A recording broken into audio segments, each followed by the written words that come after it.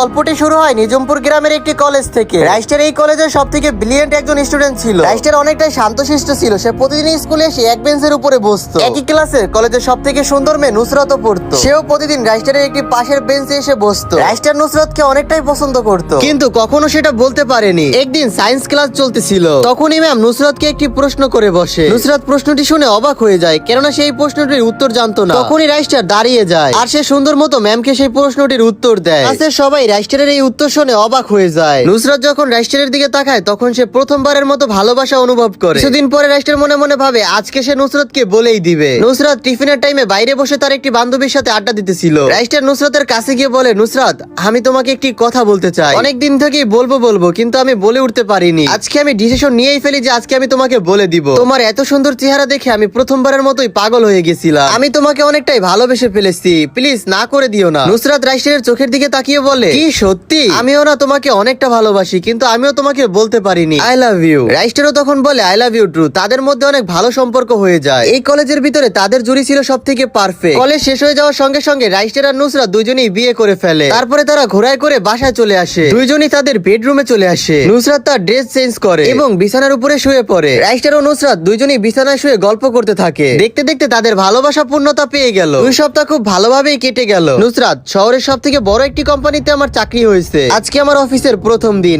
আমাকে এখন যেতে হবে। আমি সন্ধ্যা হওয়ার আগেই বাসায় ফেরার চেষ্টা করব।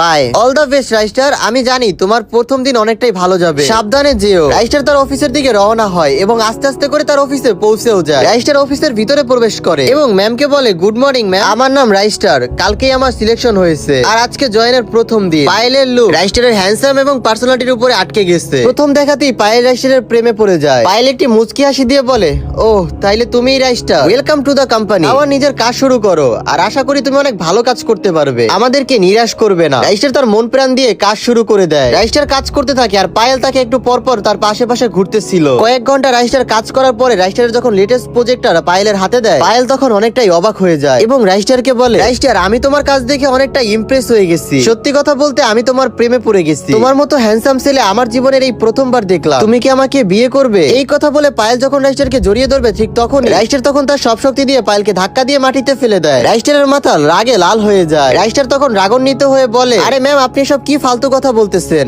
আমি এখানে কাজ করতে এসেছি। আর একটি কথা খুব ভালো করে মাথায় রেখেন, আমি বিবাহিত আর আমি আমার স্ত্রীকে অনেকটাই ভালোবাসি। কিন্তু রাইস্টার, তুমি দেখো একবার আমার দিকে, আমি তোমার স্ত্রীর থেকে অনেকটাই সুন্দর এবং অনেকটাই বড় লোক। আমার সাথে যদি তুমি থাকো তাহলে অনেকটাই বড় লোক হয়ে যাবে। রাইস্টার তখন বলল, তুমি চাইলে স্বর্গের পরী হতে পারো, তারপরও আমি তোমার দিকে ফিরেও তাকাবো না। আমার স্ত্রী যেমনই হোক, সে দুনিয়ার সব থেকে দামি মানুষ আমার কাছে। এই কথা